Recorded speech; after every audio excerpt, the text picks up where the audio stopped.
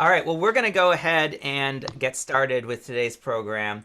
Welcome to the Iowa Innovation Business and Law Center's final program of the Spring 21 semester. I'm thrilled to bring you our program today, which features three phenomenal panelists talking about National Collegiate Athletic Association versus Alston, which is a case that's currently pending before the United States Supreme Court.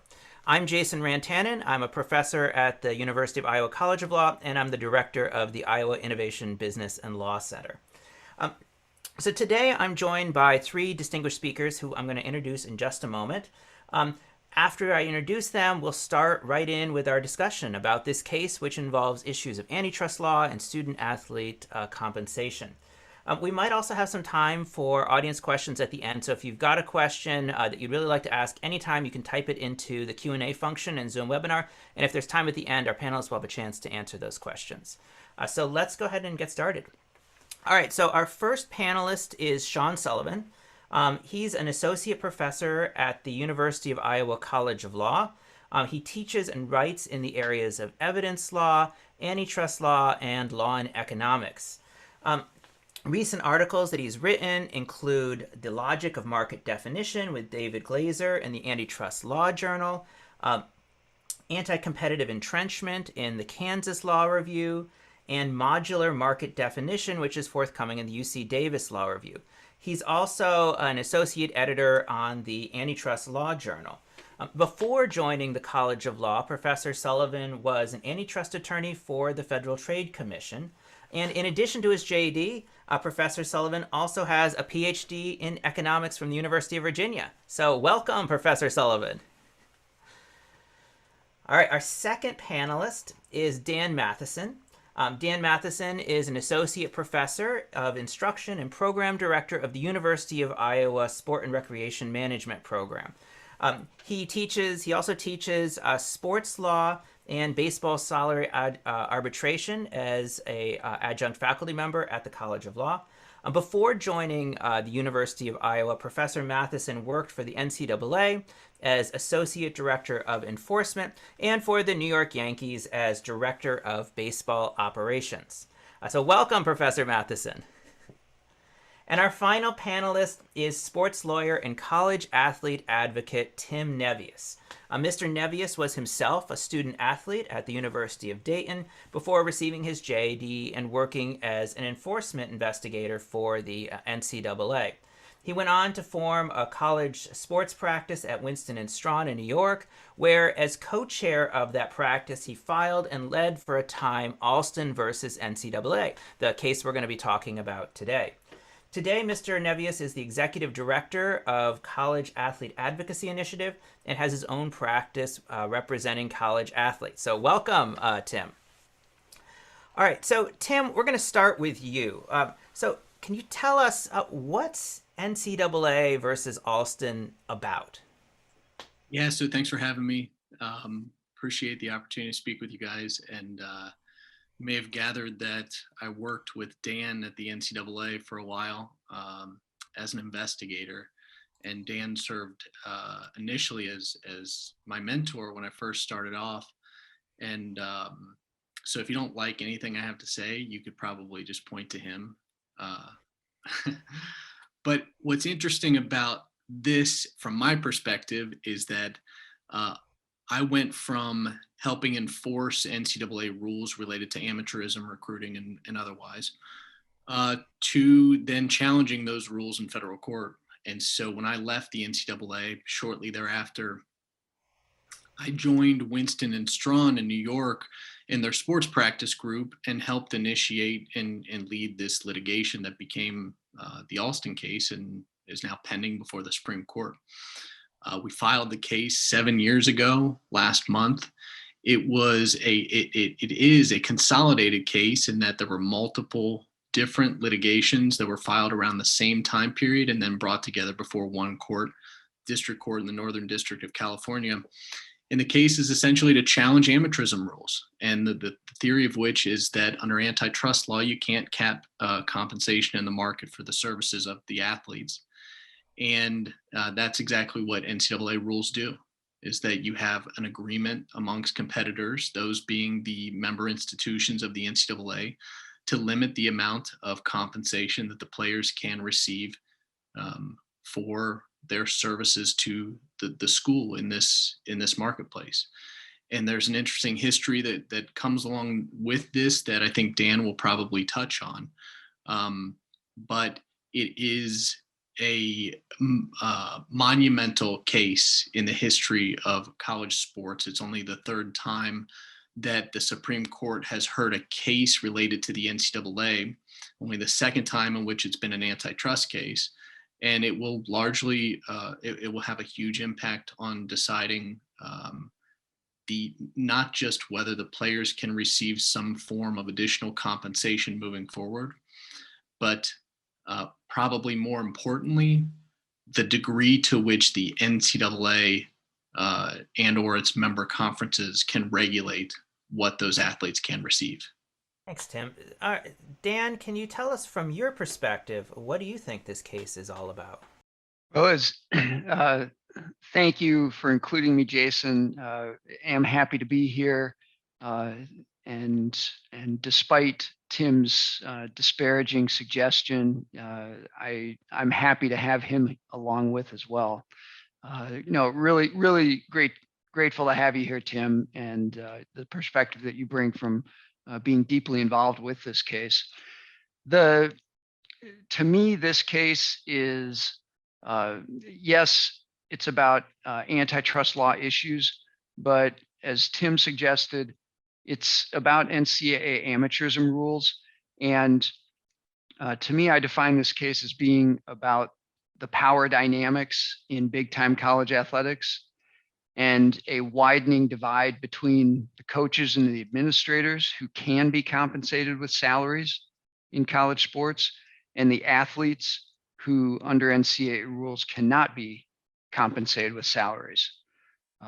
Antitrust law is the vehicle that's being used to challenge that power dynamic currently, but this is just another in a line of about 20 years now of legal challenges to NCAA amateurism through labor law, through state and federal laws that are being passed or being proposed to try to even out that power dynamic that we've witnessed changing as NCAA revenues have escalated dramatically in the past 35 years, while, as Tim said, labor costs have remained essentially unchanged for schools that are recruiting athletes. Thanks, Dan.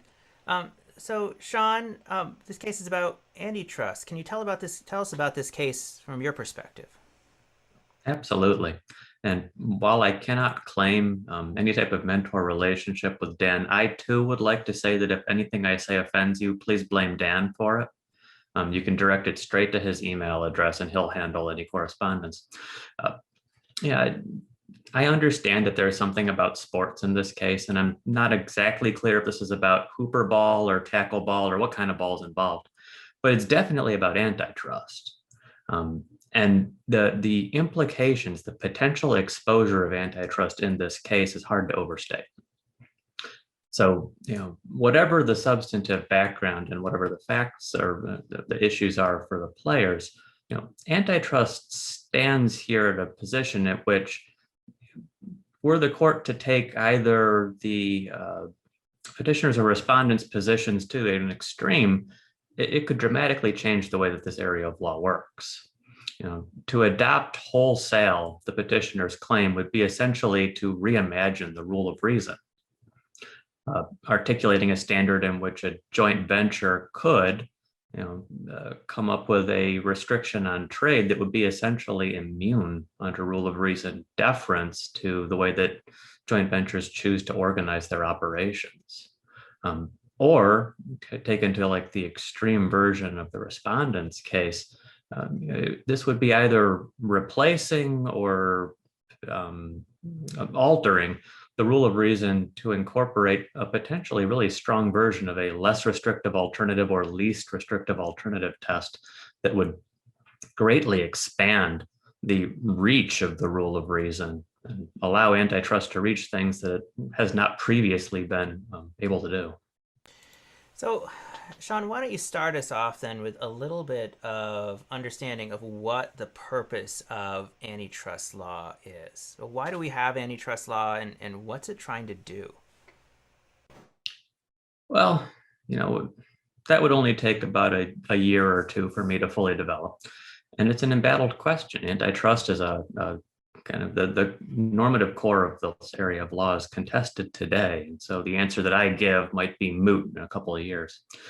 But at least as of today, antitrust law is an attempt to provide legal restraints on certain types of competition.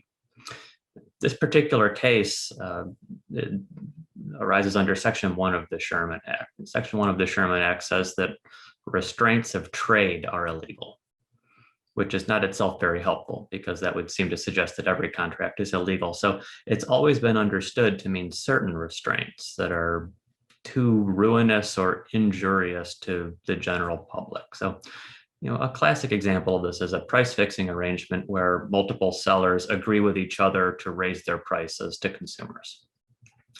Price fixing among separate competitors is illegal under the antitrust laws. It doesn't change all that much other than make things more complicated to think about a group of competitors colluding with each other to depress the wages that they're paying to employees. It's still price fixing, it's just a different form of it, and that too is illegal. But the complication in antitrust is when you move off of those really kind of clear and easy cases to a setting where, say, two competitors form a joint venture to offer something that neither of them could individually offer. They need to have some types of restrictions on what they do in order to offer that JV product. So applied strictly, the Section 1 of the Sherman Act would just say you can never collaborate with anyone else to do anything. And that can't be a reasonable rule of law. So antitrust is a lot about trying to figure out settings in which it's okay to have certain restrictions on trade as long as they're not undue restrictions on trade. And one way to think about that is that it kind of tries to figure out when the anti-competitive potential of something, just the harmful effects of price fixing to increase wages, increase prices, decrease wages, limit competition, either outweigh or are outweighed by pro-competitive effects. A situation where a restriction provides some benefit that couldn't be had without the restriction, and that is therefore a situation in which we would want to allow that type of restriction. So I could go on at length, but that's the kind of big idea. Yeah, so that's helpful in understanding the general concept of antitrust law. Tim, can you tell us a bit about why antitrust law in this particular case, or why use antitrust law as the vehicle in challenging the practices of the NCAA with respect to college athlete compensation? Sure. So I guess it was the most viable legal claim to make in this circumstance, in which you can demonstrate, and this sort of draws upon what both Sean and Dan spoke about, in that the history of college sports, the way it's evolved, and it dates to 1984, in which the Supreme Court heard the first case, the Board of Regents case, which was a collection of schools. The NCAA had imposed rules that limited the number of football games that schools could play on TV. And it was challenged by universities of Georgia and Oklahoma under antitrust laws. And the court, it made it all the way to the Supreme Court. The court struck it down, and they said that these rules are anti-competitive. That led to the modernization of college sports, because it allowed individual conferences and schools to strike their own TV deals then. And that led to a just economic boom in college sports that brought us to where we are today. As a result, then, you see all of the schools and the conferences, I shouldn't say all of the schools and conferences, at the highest levels, you see the schools and conferences making a significant amount of money. And even those schools that claim to be losing money are riding this wave of revenue that has increased almost exponentially over the last 35 years. As a result, you have then the players who have essentially received the same amount of compensation since the 1950s, which is that it's limited to a scholarship, a full grant and aid, and only recently changed to allow for the cost of attendance. And so that creates this tension in the marketplace for the services of the athletes. It also redirects where the schools are then spending that money. Instead of paying for the labor that's being provided, they spend it on a variety of things that are mostly designed to recruit the best players to their programs, including paying their coaches, building facilities, and things of that nature. And so it was a natural fit for the most part into an antitrust law claim. The only sort of wrinkle there is that because of this, what they call revered tradition of amateurism, which is ill-defined, many people don't see this as a marketplace for labor services. They see this as extracurricular activities or after school projects, which is pretty silly when you think about it. But the notion of amateurism has been ingrained into the public's perception, and only recently has started to sort of come unraveled as a result of litigation and legislation and efforts like this by the players to challenge what's happening in college sports. Dan, can you tell us a little bit about the revered tradition of amateurism and the compensation restrictions that have been imposed on college athletes for the last long time period? Yeah, the amateurism, there's a long backstory there, dating back to the definition of student athletes, which the Ncaa created the term student athlete famously to help avoid workers' compensation claims in somewhere around the 1950s. Tim, you can correct me if I'm wrong on that, but the revered tradition that Tim referred to came from dicta in the Board of Regents case that the Supreme Court, and I'm just pulling up so I can accurately express it. In the Board of Regents case that Tim referred to in the mid-1980s, in that decision, the Supreme Court said, the Ncaa plays a critical role in the maintenance of a revered tradition of amateurism in college sports. There can be no question but that it needs ample latitude to play that role, or that the preservation of the student athlete in higher education adds richness and diversity to intercollegiate athletics and is entirely consistent with the goals of the Sherman Act.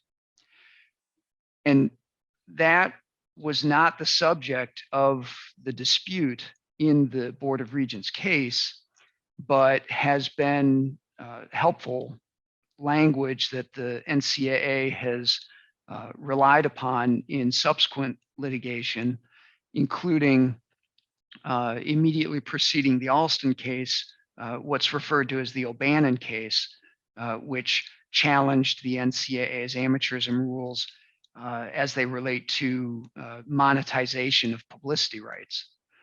So that language is something that plaintiffs have had trouble getting beyond since that Board of Regents case. So we've heard about some of these perhaps pro-competitive and anti-competitive components. Sean, can you position this within the antitrust framework for us, and in particular, how this case came to be at the Supreme Court, balancing these pro-competitive, anti-competitive components? Yeah, I can, or at least I can try. Board of Regents, the case that Dan just referred to, started us down this path. And this was a 1984 decision. Board of Regents pushed on exactly the tension that underlies a lot of antitrust law. We have a number of teams that are agreeing to rules that are going to bind their interactions with each other. And if you think about it, some of these have to exist, right? You can't have a sports league that can't agree to stuff like, well, what are the rules of the game? So if a team could march on the field with 92 players and the other team only had 10, I'm making these numbers up, I have no idea if those are realistic or not. That would be a huge problem for having an interesting sport to share. So some restraints have to be allowed in order to provide the league this interesting sports competition setting that people like. And so the question is, are various restraints that are imposed by the NCAA the types of restraints that are needed to provide something that benefit people, or are they just anti-competitive restraints that pad their own pockets without providing a benefit? In 1984, we had one case that applied that. There's been other arguments. The case today is basically asking the same question. Is a restraint that prohibits schools from paying students too much something which is pro-competitive, a restraint needed to provide this thing that people value and benefit from? Or is it something that's really just about lining the pockets of the teams? I don't represent anyone here, and I don't have a strong position on the merits, but I can at least make the argument, for what it's worth, that the NCAA would be making here. They're saying, people value college sports differently than they value professional sports, and that we're not competing with each other. We are a league. What we're really competing with when we provide these games for the public to view, we're competing with professional sports. We're competing with electronic sports. We're competing with other sources of leisure. And what we're providing is an opportunity for people to see amateurs compete with each other, and that's what people want. If they want to see pro players, they can go watch pro games. But if they want to see amateur players, they can come see our product and watch our games. And we can't provide amateur games if we're essentially paying our players the same way that pro players are paid.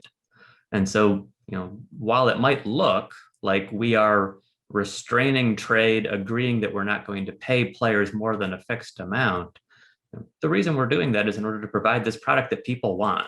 So their argument really, at the start of this case at least, is that this was a pro-competitive thing that they were doing. They lost on that. On the facts, and quite stunningly, it arrives at the Supreme Court in part because they're continuing to argue, no, we should be allowed to provide this thing. This is a pro-competitive thing. They can't really argue that factual point in the posture of the case as it arrived at the Supreme Court. So instead, we're now in a situation where they have to argue, the NCAA, that in order, or the way that they should be analyzed here is under what's called a quick look analysis. This is getting a little into the weeds, but in 1984, when the Supreme Court looked at this, a similar situation, not the same situation, it, under existing precedent, probably should have handled the case by saying, well, this is per se illegal. We don't need to do any analysis. This is competitors agreeing that they're going to do something to restrict competition. But because of the context and looking at the case and saying that, well, there are lots of restrictions that need to be imposed for a sports league to operate, they'd be a little more deferential. They'd apply what was called a quick look standard. Well, they didn't say that at the time, but that's what it came to be called. So a quick look standard was at least taking the time to look at the pro-competitive justification and then typically saying, well, no, that doesn't count, and calling the thing illegal. The NCAA here has really leaned into that and is saying, yes, we're entitled to a quick look, but the quick look should benefit us. So the quick look should be, you should look and see amateurism is something that's pro-competitive that we're providing, and then you don't really need to do anything else. So this is requesting a really high degree of deference in the court's analysis of what they're doing. So, Tim, Sean did us the service of setting out what the NCAA's underlying argument in the case is and what it's the position it's needed to take here at the Supreme Court. What's the other side? What is the student athlete perspective, both on the pro-competitive benefit that the NCAA is touting, as well as on its position at the Supreme Court? Sure. So there's a couple different ways in which competition enters the discussion. First is, as Sean mentioned, competition for consumers. And so the NCAA has largely based their argument on that notion that the restrictions, that is the inability for the players to be compensated, is what distinguishes college sports from its professional counterparts. And in doing that, they are creating a unique product and competing for viewership and attendance. Then in that context, it's pro-competitive, as they argue, for them to restrict what the players can be paid so they can continue to maintain this distinct product. Now, the issue with that is that the evidence in the case, both from O'Bannon and Alston, indicated that consumers don't care about that consumers tune into college sports for a variety of reasons. And none of those are related to whether the players are compensated or not. And so there were a variety of questions proposed to consumers about why they do or don't, or whether they would have a negative reaction to certain compensation or payments provided to the players. And you can understand, there's a perception sometimes that the players perhaps are amateurs, but the reality is that they are compensated. They're compensated to a particular degree, and it depends on the form and the nature of that payment. And that's the second way in which competition enters this, is that the schools do in fact compete for each other in recruiting the players, and in any other context in which labor services are provided. In most other contexts, the people providing, or the people who are able to hire those individuals, that labor, they're able to compete on the basis of price and other things. So the schools certainly do that, but they fix the price in which they can compete against each other. This concept came up in the NCAA's initial opening before the Supreme Court, in which they essentially said this is a revered tradition. It's been around for 100+ years, and it's all in the notion that these are students playing sports as amateurs, amateurs being not paid. Now, Justice Alito quickly pointed out that, well, in fact, they are being paid. It's just the form in which they're paid, right? And so how do you justify that? And this has been an issue since the O'Bannon case was filed in 2009, in which the NCAA's own definition of amateurism is just a moving target. It's changed over and over again. And in fact, the district court pointed out multiple times that amateurism is just whatever the NCAA says it is. And then to put another finer point on this argument by the NCAA, Justice Kavanaugh, in the oral arguments, he replied to the NCAA's argument to say that it seems as though essentially you're saying schools are conspiring to pay no salaries to the workers who are making the schools a lot of money, on the theory that consumers want the schools to pay their workers nothing, which he said is not only entirely circular, but it's almost disturbing. And that, I thought, was a critical way to sort of sum up what the NCAA's argument was, and that it is circular with respect to how they frame amateurism. Jason, if I can, real quick. Absolutely. I kind of realized, we're all so invested in this case. Something that hasn't been brought up, but that some of our audience might not realize, we've been talking broadly about amateurism, and that's how this case started, was a challenge by the plaintiffs against any sort of restrictions on compensation. And as it's moved through the courts, it's been narrowed down. And in my opinion, Tim and Sean, you can correct me if you have other thoughts, but in my opinion, largely because of the Ninth Circuit and the district court judge being saddled by the Ninth Circuit's decision in the O'Bannon case to begin with, and the restriction on educational benefits. So point being, the element of the amateurism rules that are specifically at issue before the Supreme Court have to do with benefits related that can be defined as related to education. And so it started out much more broadly, and some of the justices during oral arguments did try to bring that point up, that to the student athlete's attorney, would you be pursuing less restrictions across the board if it were available? And Jeff Kessler agreed, yes, we would pursue fewer restrictions beyond educational benefits, but that's the case that we have to argue at this point, and that's what we're limited to. And just final thought on that: in the O'Bannon case, the language that the Ninth Circuit used there in its decision was that the difference between offering student athletes education-related compensation and offering them cash sums untethered to educational expenses is not minor, it's a quantum leap.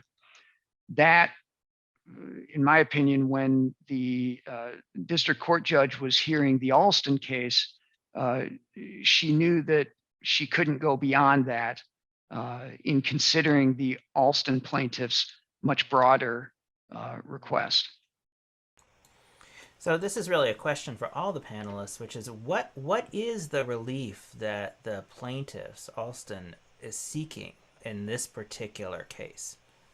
Yeah, I can take that. Yeah, so it's an important point because it's commonly misunderstood that this is really just a question of not just whether the players should be paid or not, but whether the school should be forced to pay the players.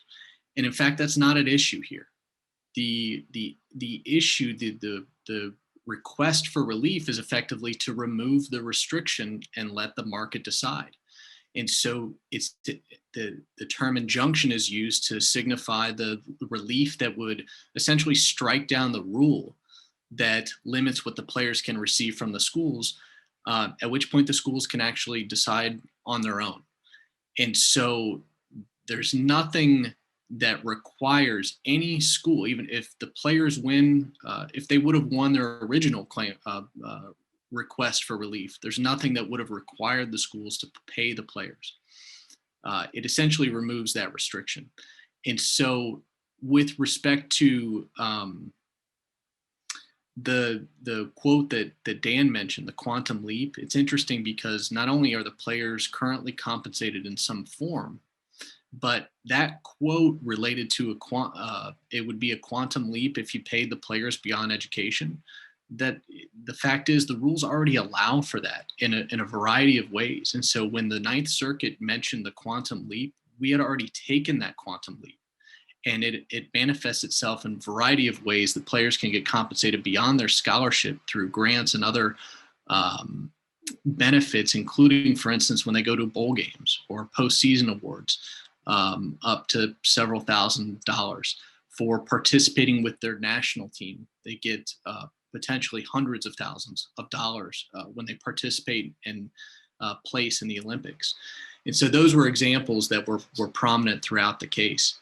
One of the ways in which the plaintiffs and the players have suggested that we solve this problem is what the schools in the NCAA would say is that if you remove these restrictions, it's almost automatic that the schools are going to start paying the players, which suggests obviously that not only is there competition for their services, but also that there's high demand for it, which is very clear. It's sort of, they've acknowledged that point by making that argument. But one way to relieve this, what they call market power, meaning the NCAA has control over all the rules, and therefore if they set the rules and they're too restrictive, it's going to be anti-competitive and impact the market. The less restrictive alternative, as they refer to it, is to allow the conferences to decide. And so the conferences would be, if you struck down the NCAA rule, you could allow the conferences to individually decide whether or not they provide any compensation to their players or not.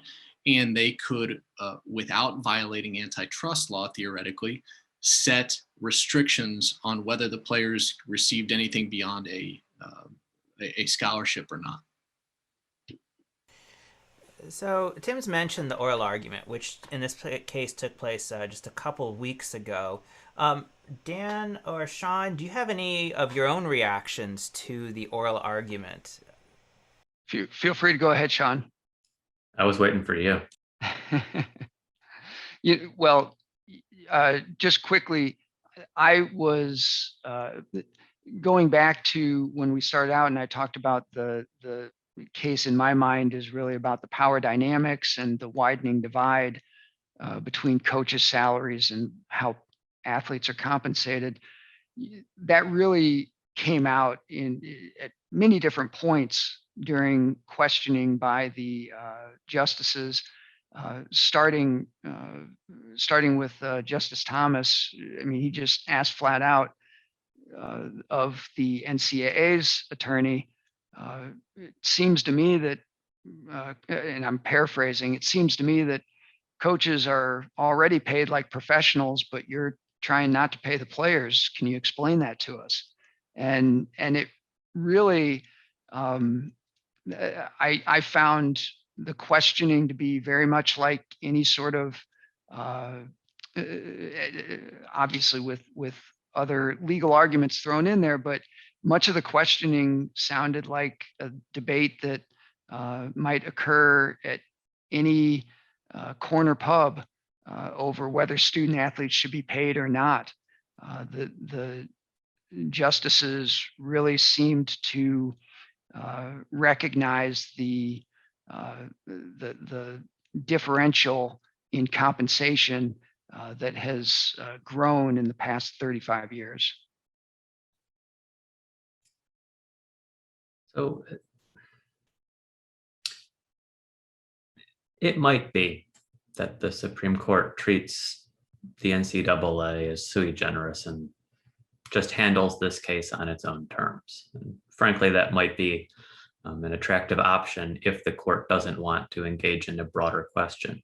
But if it doesn't do that, and frankly, it would be unprincipled if it did, the case really does raise a question that's fundamental. And Jason, this goes to your question. What's the relief here? You know, in this case, as Dan rightly clarified, it's an important clarification, we're dealing at the Supreme Court with education-related payments, and small ones at that, or at least what is, to my mind, not big stakes relative to what I believe to be the financial stakes that are otherwise at issue. But the question is really an unraveling thing. You know, if the court goes along with a fairly granular regulation of what restraints the NCAA is allowed to impose here, then one can only imagine that it will soon be asked that question again with respect to something similar to and just a little bit broader than what's before it today, education related. So the next one might be, what if it's small but not exactly education related? The petitioner argues that essentially they're going to be subject to a never-ending string of litigation until they're either driven out of business because their entire business model has been eroded by judges stepping in and revising it according to their own tastes, or where their only option is to provide the most pro-competitive thing they possibly can. They essentially can't have any restriction, which if they were to impose it when they were trying to come up with, say, a new marketing scheme or to try something new, that if it turns out after the fact it was not the most pro-competitive possible way they could have done something, they could be found to have violated the antitrust laws on those grounds. And that might be hyperbolic, but those concerns have to be, to the extent that they apply to the NCAA, they apply to anyone who's engaged in a joint venture. The question that this case raises is really how granular can judges get in regulating the behavior of interactions among competitors. Antitrust law has typically taken a fairly cautious approach in this area, recognizing that judges are lay people, not business people, and that they're can do a great deal of harm, even if they mean well in wading into the operations of individual businesses. And I think a lot of the oral arguments signaled that the judges or justices are well aware that an uncareful resolution of this case could result in a huge increase in litigation. Just real quick, I saw a question come in to the Q&A from James that is relevant to this question about the oral arguments, because James asked about whether any arguments have been made related to the insurance policies that schools provide to athletes that have professional potential. And you're right to ask the question, James. Tim brought up some of the areas of compensation beyond educational benefits that student athletes already receive. And during oral arguments, that was one area that was brought up a couple times, is that schools are already purchasing expensive insurance policies so that student athletes continue to play for them instead of turning professional, with the confidence that if they get injured while playing for their university, they will receive an insurance payment. So you're absolutely right to note that, and that was discussed during oral arguments. So thanks, Dan. Before we turn to some more questions, just final predictions here. So what's your, I'm going to say prediction, because nobody likes predictions, making predictions and being held to them. But what do you think are plausible or likely outcomes of this case? So Sean, why don't we start with you? That's very unkind to start with me. I won't venture a prediction here. That way I can claim to have been right no matter what happens. I will say the thing that the court needs to do is recognize the kind of really deep question that it has to deal with, and either deal with it or find a way of disposing of the case without dealing with it. And that question is, what are we going to do with the rule of reason? So the rule of reason in antitrust has traditionally been the backstop. This is the kind of most fundamental thing that antitrust does.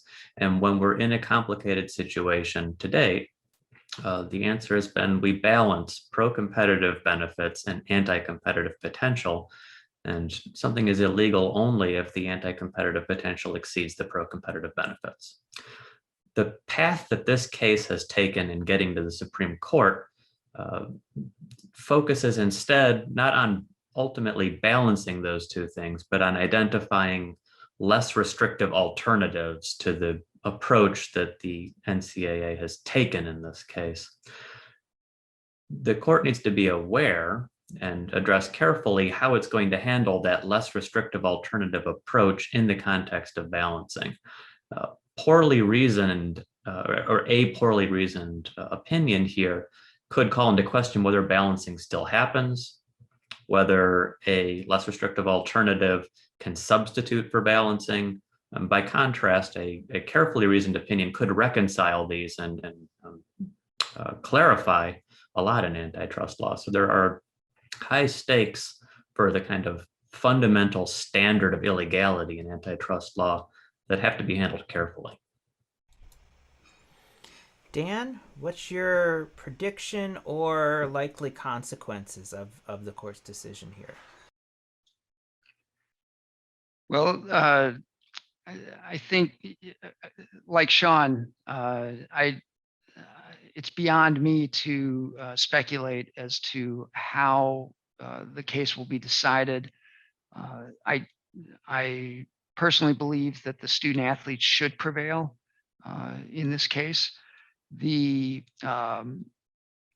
in terms of likely consequences. So one of the things that uh, for our audience that you'll read about, hear about, if the student athletes prevail, is the idea that these educational benefits will be taken to an extreme as a way to compete in the marketplace to attract student athletes. And so the idea of there are many different educational benefits that were outlined as possibilities in the in the district court decision.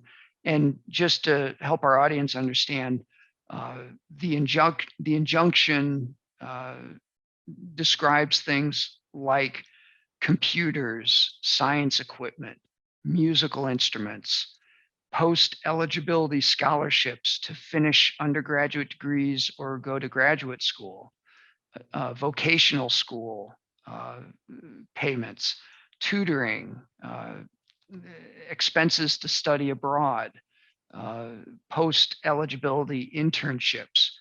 And post-eligibility internships were something that came up frequently during oral arguments. The idea that,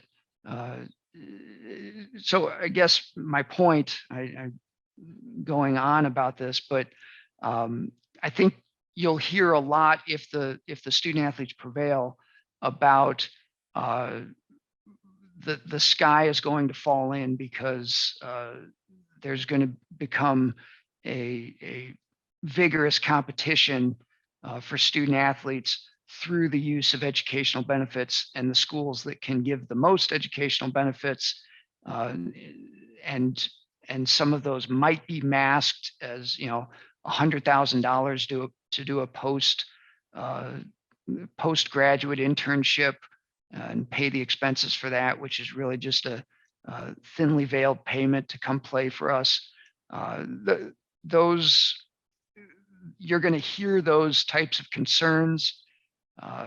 I don't think it's like we've seen in case after case where amateurism has been chipped away at little by little and advanced slightly. The roof has not caved in, and I think college athletics will continue to thrive despite student athletes getting more educational benefits. Okay. And Tim, what do you think?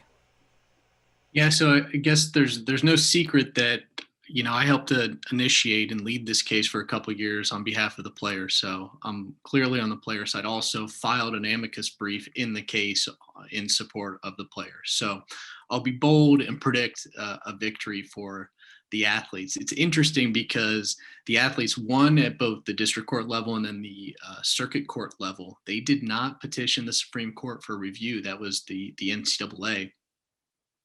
And it was somewhat surprising that the Supreme Court agreed to review this case.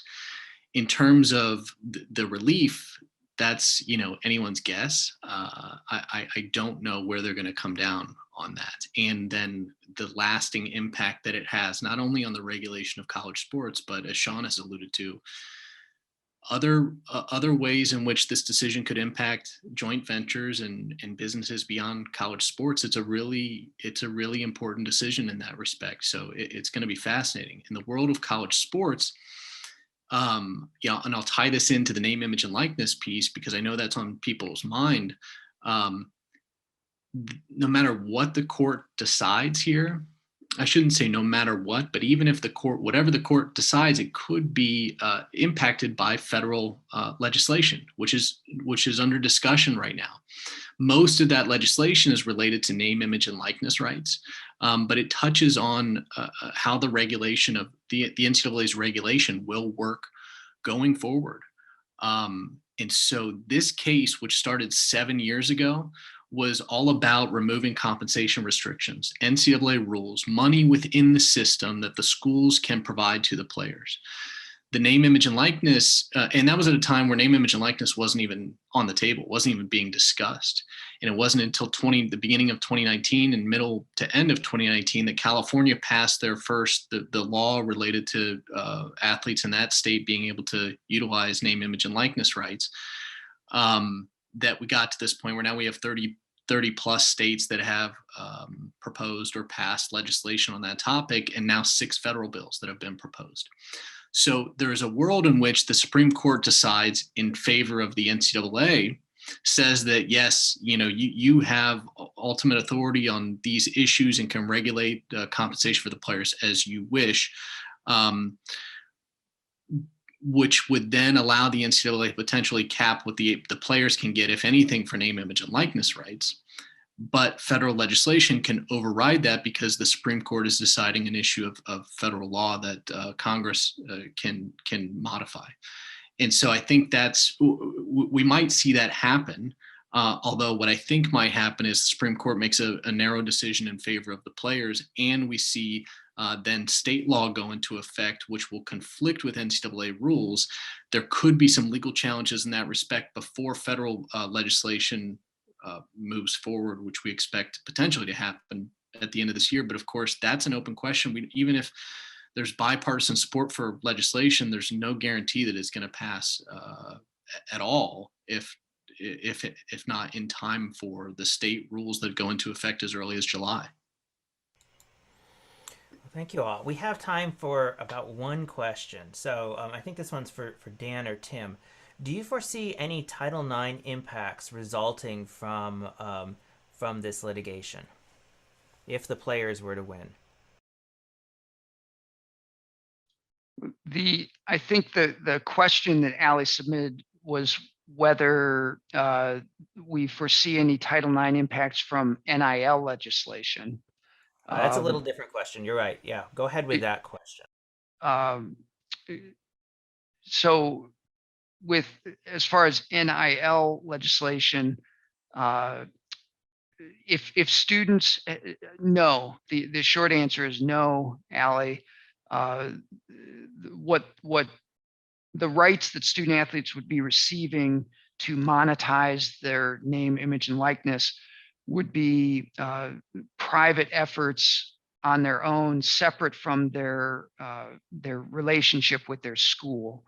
And Title IX protects from sex discrimination within school programs, and with sports being one of those.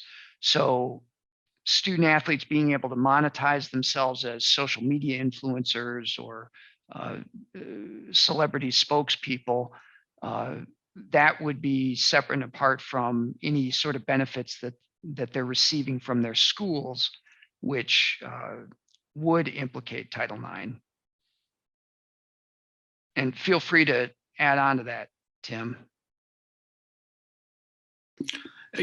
I think that's correct in most respects, although there is a discussion about, for instance, does Title IX apply only to Title IX requires gender equity in education, which extends to athletics. Within athletics, you have to provide proportional financial aid and benefits to men and women. And that can extend to third-party situations if the school is involved at all in some of those transactions. And whether they will be or not is still an open question, I think, and we have to see how the rules come down. In terms of the compensation from within the system, that is not name, image, and likeness rights, but payment by the schools. it fits into, it absolutely would apply because Title IX is a federal law that will remain in effect. Schools are already struggling to, I should say, they're not abiding by Title IX in too many respects and not affording gender equity.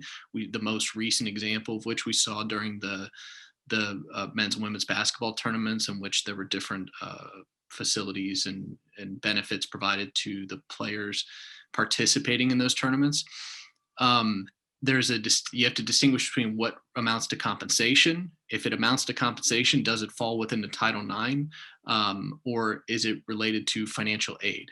And that's still an open question as well, but it could come into play depending on what the court's decision is in this. Great. Well, thank you to all of our panelists. Thank you to everyone in the audience as well. Just so glad to be able to bring you this program on athletics and antitrust. And hopefully in just a couple months, we'll have an opinion in this case and we'll see what kind of consequences we have. So one last thank you to our three panelists, Professor Sean Sullivan, Professor Dan Matheson, and Tim Nevius, college athlete, advocate, and sports lawyer. With that, I'll say goodbye. Thank you for joining us, and I hope to see you at our next program.